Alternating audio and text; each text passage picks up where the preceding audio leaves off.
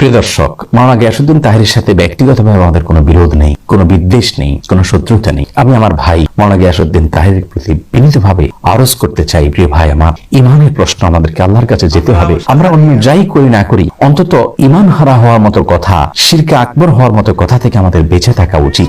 সম্প্রতি মাওলানা গিয়াসউদ্দিন তাহেরের একটি আলোচনার অংশ বিশেষ সোশ্যাল মিডিয়াতে ব্যাপকভাবে ছড়িয়ে পড়েছে।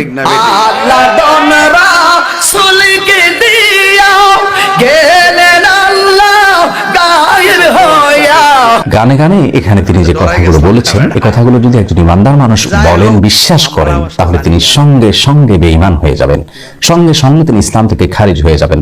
তার সঙ্গে আর একজন মুশরিকের, একজন হিন্দুর কোনো পার্থক্য থাকবে না যদি তিনি এই গানের কথামালাগুলোকে বিশ্বাস করেন। কারণ এখানে সুস্পষ্টভাবে আল্লাহর সঙ্গে শিরকে আকবর হয়, বড় শিরক হয়, এরকম কথা রয়েছে।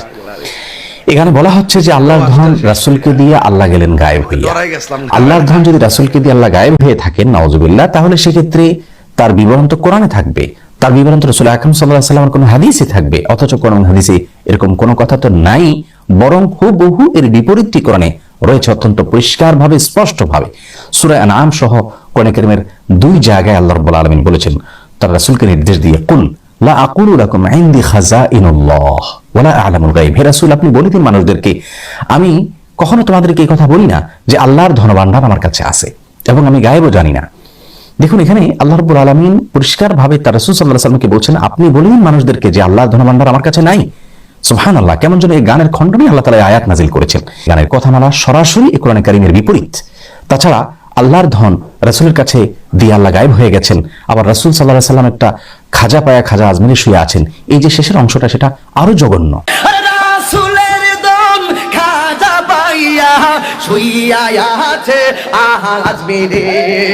আল্লাহ রাব্বুল আলামিনের ধনভাণ্ডার যেখানে রাসূল আকরাম সাল্লাল্লাহু আলাইহি ওয়াসাল্লামের কাছেই নাই, সেখানে খাজার কাছে কোথা থেকে আসবে? আবার খাজার দরবারেতে কেউ ফিরে না খালি হাতে। এই যে কথা বলা হচ্ছে, খাজার দরবার থেকে কেউ খালি হাতে ফিরবে না। খাজা কি কাউকে দেওয়ার কোনো ক্ষমতা আছে? পৃথিবীর কোনো কবর, সেটা যত বড় নেককার মানুষের হোক না কেন, যত বড় ভালো মানুষের হোক না কেন, তার কবর থেকে, তার কবর জিয়ারত করে সেখান থেকে মানুষের কোনো কিছু পাওয়ার কোনো সুযোগ আছে?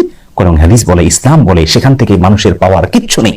রাসূল আকরাম সাল্লাল্লাহু আলাইহি ওয়াসাল্লাম তার এক সাহাবীকে বলেছেন, ওয়া ইযা সাআলতা ফাসআলিল্লাহ ওয়া ইযা ইসতাআনতা ফাসতাইন বিল্লাহ। কিছু চাইতে হলে আল্লাহর কাছে চাইবে, কোনো সাহায্য চাইতে হলে আল্লাহর কাছে চাইবে। কোন কবর, কোন মাজার, এখানে কি কোনো কিছু চাওয়া যাবে না? প্রতিদিন আমরা সালাতের প্রত্যেক রাকাতে সূরা ফাতিহা তেলাওয়াত করে থাকি, সেখানে আল্লাহ আমাদের শিক্ষা দিয়েছেন বলার জন্য, ইয়াকা না'বুদু ওয়া ইয়াকা নাস্তাইন। হে আল্লাহ, আমরা আপনারই শুধু ইবাদত করি এবং আপনার কাছেই শুধু সাহায্য চাই।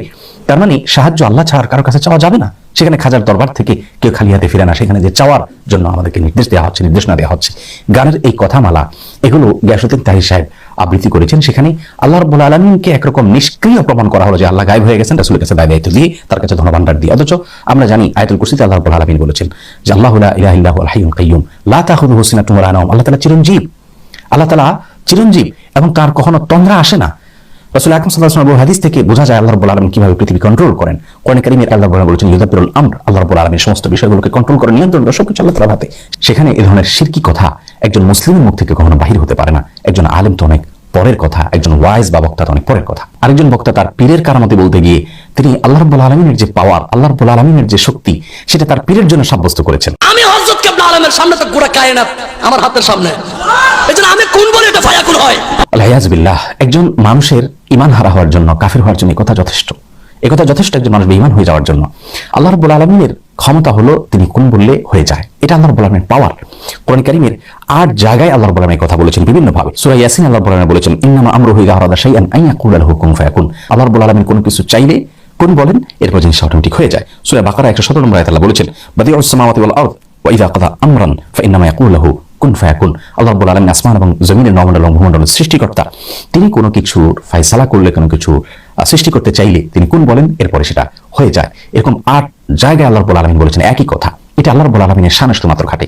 আল্লাহর কোনো নেককার বান্দা, আল্লাহর কোনো প্রিয় মানুষ বা পৃথিবীর কারোর যদি এরকম কোনো পাওয়ার তার জন্য সাব্যস্ত করা হয় যে তিনিও কোন বললে হয়ে যায়, তাহলে থাকতে আল্লাহর সমকক্ষ সাব্যস্ত করা হলো। অথচ আমরা কোরআন কারীমের আয়াত স্পষ্টভাবে জানি যে লাইসা কামিথলিহি শাই, আল্লাহর অনুরূপ আল্লাহর সমকক্ষ আর কেউ নেই। আমরা সূরা ইখলাস সূরা কুলহুর মধ্যে পড়ে থাকি ওয়ালাম ইয়াকুল লাহু কুফুয়ান আহাদ, আল্লাহর সমকক্ষ আর কেউ হতে পারে না। সুতরাং কোনো পীর বা বুজুর্গের হাতে কোনো পাওয়ার রয়েছে, তিনি কোন বললে সবকিছু হয়ে যায়, এরকম যদি কেউ বিশ্বাস করেন তাহলে সঙ্গে সঙ্গে তিনি বেঈমান হয়ে যাবেন, ঈমান হারাবেন, মুশরিকে পরিণত হবেন, শিরকে আকবরে লিপ্ত হয়ে যাবেন। আর শিরকে আকবরে লিপ্ত হওয়ার পর কেউ যদি তওবা ছাড়া মৃত্যুবরণ করেন, আল্লাহ রাব্বুল আলামিন তার সেই গুনাহ কখনো মাফ করবেন না। এবং শিরকে আকবরে লিপ্ত হওয়ার কারণে তার পিছনে সমস্ত নেক আমল বরবাদ হয়ে যাবে। আল্লাহ বলেন কোরআন কারীমে রাসূল সাল্লাল্লাহু আলাইহি ওয়াসাল্লাম বলেছেন লা ইশরাকতা লা ইয়াহবাতান আমালু, যদি আপনি শিরকে লিপ্ত হন তার সমস্ত আমল বরবাদ হয়ে যাবে। প্রিয় দর্শক, মাওলানা গিয়াসউদ্দিন তাহির সাথে ব্যক্তিগতভাবে আমাদের কোনো বিরোধ নেই, কোনো বিদ্বেষ নেই, কোনো শত্রুতা নেই। আমরা কোনো আলেমের নাম ধরে সমালোচনা করার সম্পূর্ণ বিরোধী। আমরা কখনো কোনো আলেমের নাম ধরে সাধারণত সমালোচনা করি না।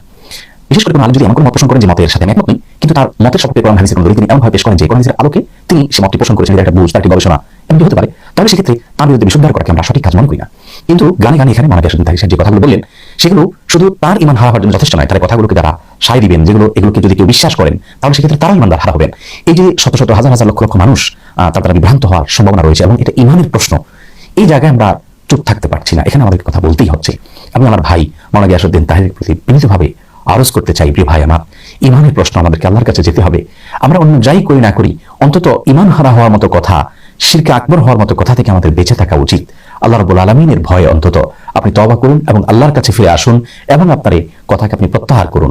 এতে আপনি আল্লাহর কাছে সম্মানিত হবেন, মানুষের কাছেও সম্মানিত হবেন ইনশাআল্লাহ বিইذنিল্লাহ। আল্লাহ তাআলা আমাদের সকলকে শুদ্ধ এবং সুন্দরের পথে থাকার তৌফিক দান করুন, ঈমান হারা হওয়ার মতো কথা এবং বিশ্বাস থেকে বেঁচে থাকার তৌফিক নসিব করুন।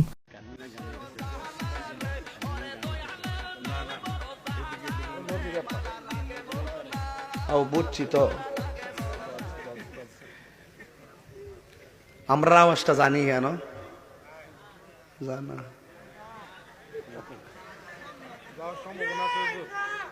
না, যাওয়ার সম্ভাবনা আছে, কিছু না কিছু হলে যাইব, কথা কোন ঠিক না বেটি? আরে পাগলা রে, দিছ তো আষ্টার শেষ কইরা, আমি তো ডরাই গেছিলাম না বেটা। যাই হোক।